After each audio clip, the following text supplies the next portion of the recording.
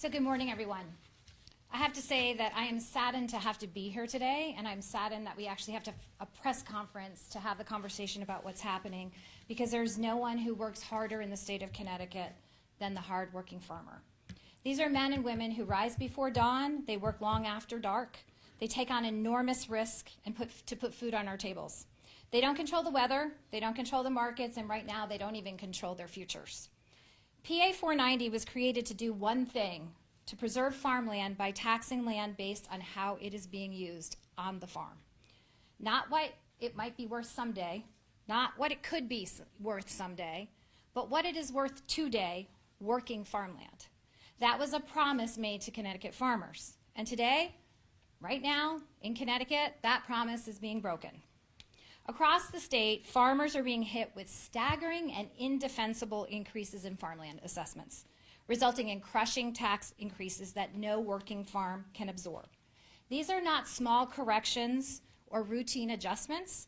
We are seeing assessments rise from 560% to at one time 2,300% increases. While OPM has made some minor small adjustments downward, the system is flawed.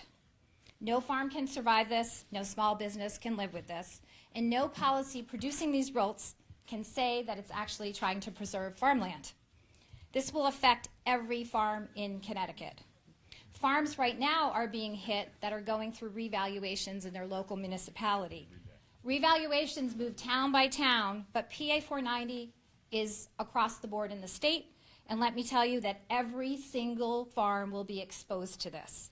This couldn't be happening at a worse time for farms. Farmers are already being crushed by skyrocketing costs. Fuel, feed, fertilizer, equipment, labor, insurance, highway use tax.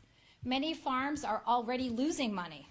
They are operating at a loss. They're held together by debt, by family labor, and by sheer Yankee determination.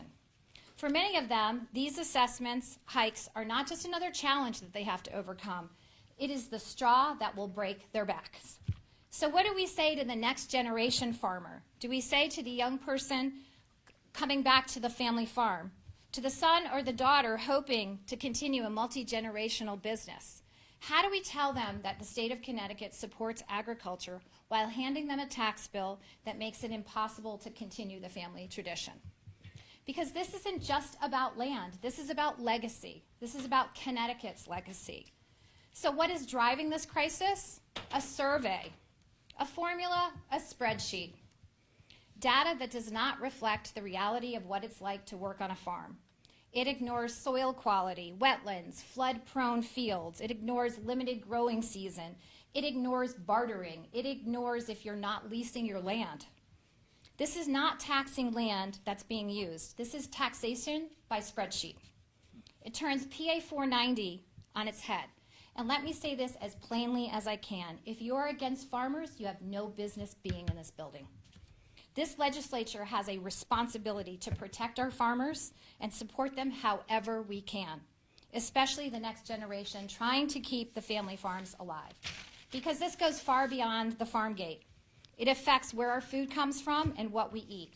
People care deeply about where their food comes from, knowing their food is safe, it's local, it's traceable, and it's Connecticut grown. We proudly say here, and there's stamps on food, Connecticut grown.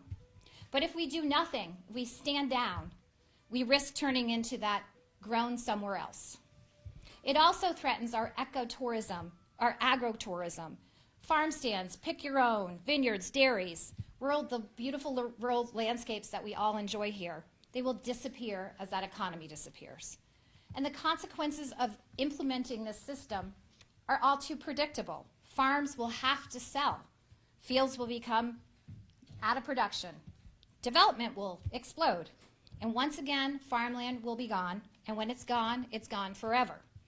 If we allow PA 490 to become the very thing it was designed to prevent, a pipeline from working farms to development.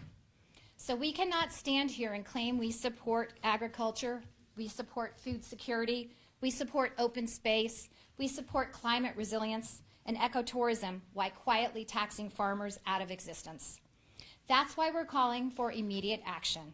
We are calling for a moratorium on these increased farmland assessments and a direct legislative action to fix PA 490, to make sure farmers are at the table when we reevaluate and look at assessments, to make sure that we restore the original intent so farmland is once again taxed on how it's actually being used, not on flawed, detached data.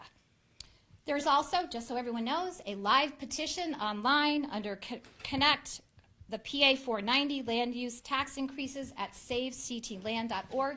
It went up today at 7 a.m. We already have hundreds of signatures. So I think it's very important that people recognize that this is not asking for special treatment. This is keeping a promise. This is protecting family traditions, and this is ensuring that the next generation of Connecticut farmers actually have a future here in Connecticut. If this policy survives as written, our farms will not. PA 490 was meant to preserve farmland, not erase it.